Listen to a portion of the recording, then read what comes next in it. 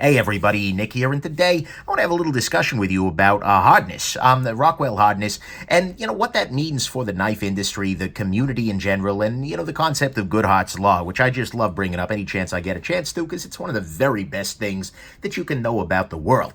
Anyways, there, as many of you may know, there is currently a group of people within the knife community who are they're strongly borderline obsessed, but in a good way, with the idea of Rockwell hardness, or HRC, of a given blade.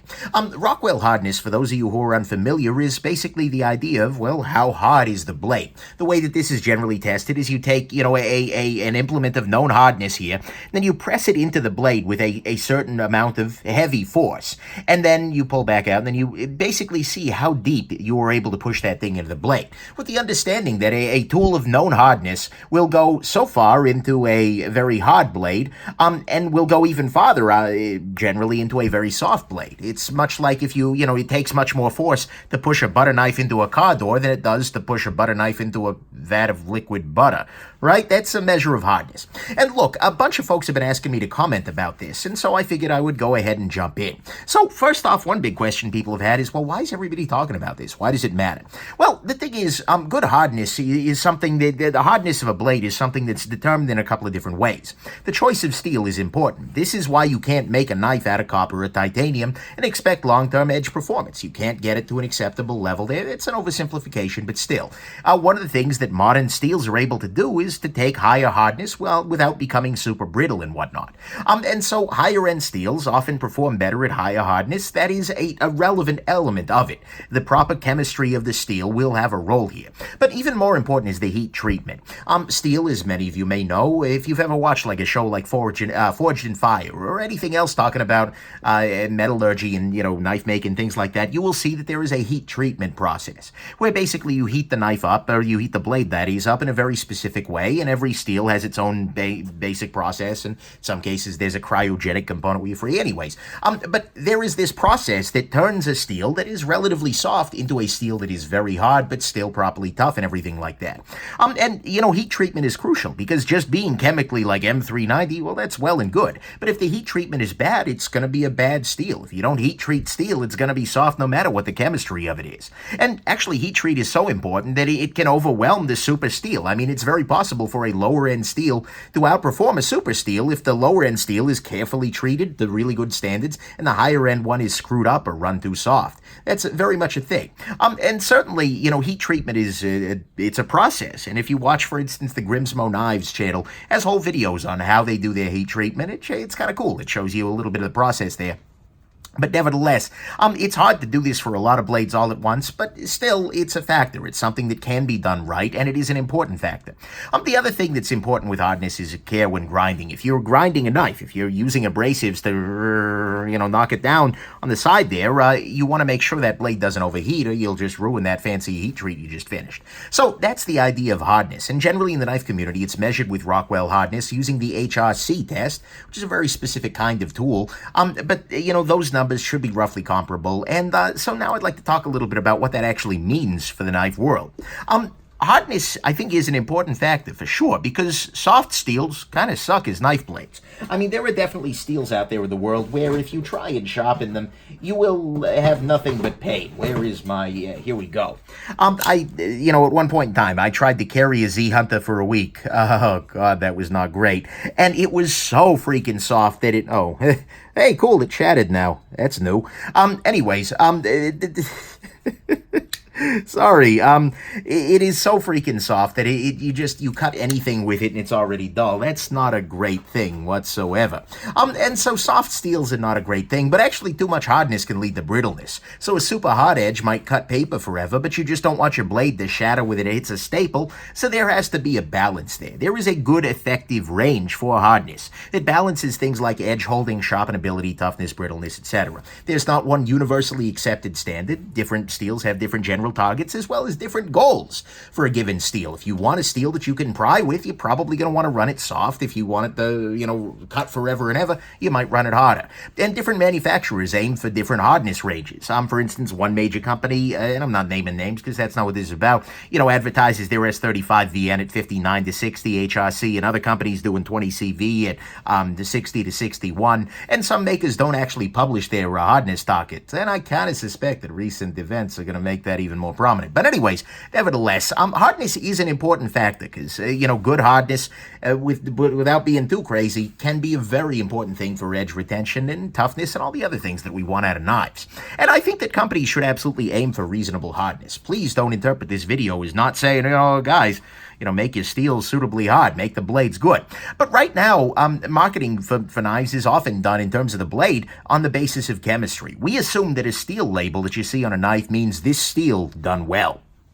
If I see, now this knife is an S35VN, I'm assuming it will perform like S35VN, which is well heat treated.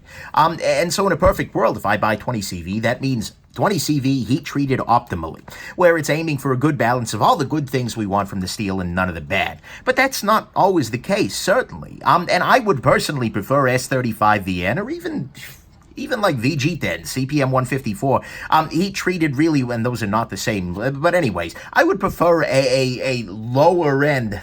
S35VN's great. I don't know what I'm talking about. But anyways, I'd prefer a well heat-treated steel that is maybe a little lower in the price bracket to M390 left softer than a sack of marshmallows. And if a company chooses to run their steel super soft, I'd kind of like to know that before I plunk down my cash. But anyways, this offers an opportunity, though, for companies to cut corners. If we are marketing just on the basis of chemistry and leaving out this whole heat treat thing, which is important, there were unscrupulous companies that might say, hey, let's just buy some expensive steel and save some money on heat treat. Or maybe they've outgrown their ability to heat treat the blade, and there's nothing, there's no shenanigans afoot, but they've just, or a third-party heat treater is subcontracting to a guy with a toaster oven. Either way, look, it's important for companies to do this right. I think it's a good idea to think about hardness and for companies to advertise their target, because, again, that gives you a sense of how it's going to cut. And as the Russian proverb goes, of course, trust but verify. Whether you're doing this by cut testing, Rockwell tests, or just using the damn knives and seeing how the edge performs, it's important to think about this. Chemistry is important, certainly, but bad implementation, bad heat treat, bad edge grinds, fried edges, any of that stuff, that's really important too. And so there's more to a good knife than good chemistry, but certainly that's a factor. But the problem is, if we kind of develop tunnel vision and we start focusing on hardness, I've been seeing a little bit of this in the Instagram community lately. There were some dangers of going down that road. To start with, okay, hardness is really appealing because it's quantitative, right? You can very, very easily do comparisons of numbers. The thing is, if you're going to be a scientist and do quantitative analysis, you need to be scientific about it. I say this as an actual freaking research scientist who is published in actual freaking research journals. I'm not saying that to be a dick. I'm just saying that because I kind of know this stuff, right? And so I tend to value data more than any. And obviously, good, reliable data on hardness are helpful. This is a good thing.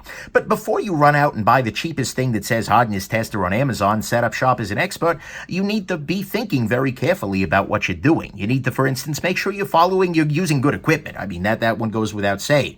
There were definitely people who sent me links to hardness testers like, no, that there is no way I would trust that. But anyway, so you need to use a good machine. You need to be using a good procedure. You need to make sure you're using it right. Make sure that your testers are calibrated regularly, because that's an important thing, right? If you don't know if your machine is giving you weird numbers, then that's not helping anybody. And it's a good idea to confirm your results with independent labs, although this could be a part of the calibration too. More important, you need to know the margin of error. Because look, okay, let's say that I were to measure the same steel and I were to get 4 different results. One possibility is that, well, there are 4 different hardness areas on the steel due to, heat treat, whatever. But another possibility is that my Rockwell tester is not doing a great job here. And so if I'm getting differences in measurements, that doesn't necessarily mean it's the same thing as actual differences in steel. This is a simple fact of life in science, right? You can get different measurements that don't indicate different things. It's just variance. And if your setup can't resolve differences less than 1 HRC, you best not be reporting reporting decimals. I've seen some very questionable decimals out there in the last week or so. But anyways, so you need to know the margin of error and you need to be upfront about it. Like, I can resolve, using these calibrations, I can resolve differences less than, 1 HRC, so am I going to report that or what? I also kind of want statistics. Now look, okay, I'm really getting to be choosy here. I'm treating this like a freaking journal article I'm reviewing, the good, the great, the bad, and the ugly, rather than a hobby. But still, if you're going to make numerical arguments, saying, for instance, like one maker is more variable in a heat treat than another, well, you need to actually make that argument well, and we have methods for doing that. If I want to say that this group is more variable than that group, we have quantile regression. This is a way that you can do a bunch of samples, and you can actually estimate the variance and see whether it's actually different. Look, this is nerdy, but it's a thing. This is a thing that scientists have come up with, because we need to do this, to know the universe, right? And I think you need to be a little bit careful, because if you're not doing any kind of analysis, and I'm just saying, well, this number is bigger than this one, so this one sucks, that's not good. Those claims are anecdotes. They're not science. And look, it's completely fine to give opinion. That's all I ever do on the damn channel. But phrasing an opinion as a number does not change its essential nature. Without those kinds of confirmations, without taking the steps to make sure that the groups you're reporting as different are actually different, well, you got a little bit of a problem. And so I think you need to be a little bit crazy to do this. And I think you also need to be professional about it at some level. Look, again, sorry, but there's a difference between reporting differences and trolling. And in my experience, you can make a little more change, make a little more gain in credibility by not being a dick. But anyways, look, I'm just saying here that any time that somebody's reporting these kinds of figures, whether it's in a random review, whether it's, anywhere else, the big question, or whether it's a manufacturer, because that's just one data point too. But nevertheless, anybody who's giving hardness figures without discussions of things like calibration, margins of error, and the procedures that they're using to make the comparisons, that's anecdotes, not data. We have good methods as a species for turning measurements, individual measurements, into interpretable data, and we need to be using those. By the way, this is why I don't do steel testing on my channel. Not only can I not afford the equipment to do this right, to be able to do it with high accuracy, nor do I don't have the training either, I don't have the space, and frankly, I just don't feel like I could get to the level of accuracy where I'd be feeling comfortable publishing this, and I wouldn't have enough knives across the table anyways, because I'd want 4 PM2s, not just one, if I was going to do that. But look, the only thing worse than no data is bad data, and I wouldn't want to be putting bad data out there in the world. The last thing I want to do is spread information as numerical fact that I can't stand behind. And, honestly, I do quantitative analysis for a damn living, and the moment I start doing quantile regressions for my hobby, it has ceased becoming a hobby. But that's the kind of thing we need to see for this to be meaningful. Now, mind you, I don't want anybody to feel like I'm calling them out directly. There are some people who are really taking steps to be careful, to be scientific. I'm not calling them out there. I'm just saying, if you're looking at this new movement for hardness as your opportunity to break into the YouTube world where you buy a $200 hardness tester on Amazon and go to town, there's more to it than that. You need to be careful. This is not just that. But the other reason we need to be careful, completely aside from the numbers, is something that's very important. It's called Goodhart's Law. This is actually developed by an economist, Charles Goodhart. But basically, one way to state it is that a measure which becomes a target ceases being an effective measure.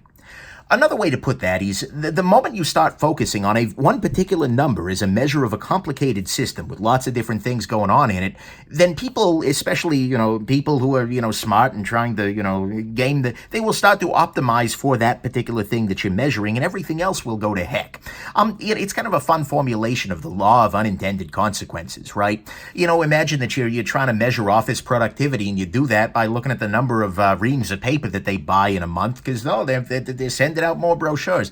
Well, no, all that means is your offices are going to stock up on paper every day, every time at the end of the month, and that's not actually what you're after. This is that same idea. Something, once you decide that a measure is what people are aiming for, it will cease being an effective measure because that'll screw it up. So let's put that back into the knife world here. Imagine, for instance, that a huge, loud, and vocal part of the community starts begging for really high hardness. That for some group of people, they have decided that, and this is not what people are saying yet, by the way, but I fear it could go there. People are just going to think, oh, high HRC value equals high goodness. A good knife is really freaking hard. And certainly, this could have some positive consequences. Some makers who are maybe going a little softer than they should be might step it up a little bit, but it could have negative consequences too. Because right now, we're seeing some unscrupulous unscrupulous makers advertising, oh, M390, when really it's not. We could see the same thing here. We might get people who are advertising 64 HRC, and maybe it'll be an outright lie, right? It's actually surgical stainless with an HRC of LOL. Maybe that's a possibility.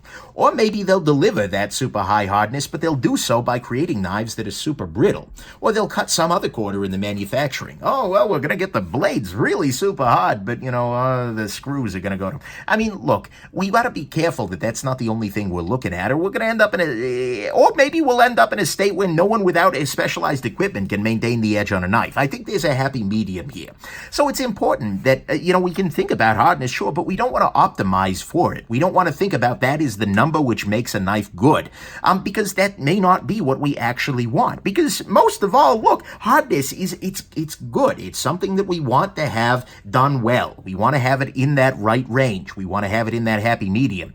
But saying that Rockwell hardness is a measure of goodness of a knife is like saying that gas mileage is the measure of goodness of a vehicle. For some people, sure, that could be true. Maybe they have a huge commute every day, and so they want a lightweight 60-mile-a-gallon, hybrid. But if you're hauling around a trailer full of freaking osmium bricks or something, then your hybrid is not going to be for you. Or maybe you're willing to pay a price in gas mileage to go faster, to go fancier. Maybe you want to, drive the freaking Maybach with the V12 in there. And for you, that objectively, it's not going to be the same thing. Or subjectively, it's not going to be the same thing. So in the knife world, I think we have a similar thing. It's important to acknowledge that hardness is important. And if it's done really wrong, it's not great. But it's not the only thing that's important. Really, I think most of us in the knife community pretending that we use our knives at all, which is always a question that we have to bring up here. But anyways, folks who do use their knives, those mythical few, want knives that cut well. With thin grinds and good cutting geometry. They want edges that stay stable and effective for a while, that keep cutting. If you're breaking down cardboard, you want that edge to last through the whole set of boxes rather than having to resharpen halfway through. Similarly, you want toughness that means that your everyday carry knife isn't going to freaking snap in half with the errant breeze. That's an important detail there. And you want the ability to sharpen it without the direct assistance of hey fastest or something like that. I mean, that's a factor as well. And so I guess my final conclusion here is that absolutely, I welcome anybody who's willing to do scientific testing or even bro-scientific testing as long as they understand that that's what they're doing. I welcome anybody who's willing to do things like testing, cutting, hardness, toughness, rust resistance, and who takes the time to do it carefully, to do it consistently. And if you're going to make strong claims, to do it scientifically, to take the time to make this stuff actually, happen, to make your things robust and rigorous. But really, on the hardness front, I think it's good. It's something to think about, trust but verify. But I think we're better off not fixating on any one number, but focusing on demanding blades that, cut well for a while without snapping and probably can be sharpened by mere mortals. Because I think that's going to be a little bit more healthy for the community than fixating on one number and putting all our eggs in that one particular basket. So anyways, there you go. I hope this was at least remotely interesting to you. For everybody who's going to ask, this is the TRM Neutron, Millet Knives, Torrent and Damasteel, Spyderco M4 Shaman, Summit Knives Half Dome, Holt Spectre, Hinderer Half Track, and Spyderco Para 3 Lightweight, and Shabazz, of course. But anyways, there you go. I hope you found this interesting to you, that this video didn't make it too hard for you to understand these concepts, and that you will find this video rocks well into the night, and that you have yourselves just an absolutely wonderful rest of your day. Bye now.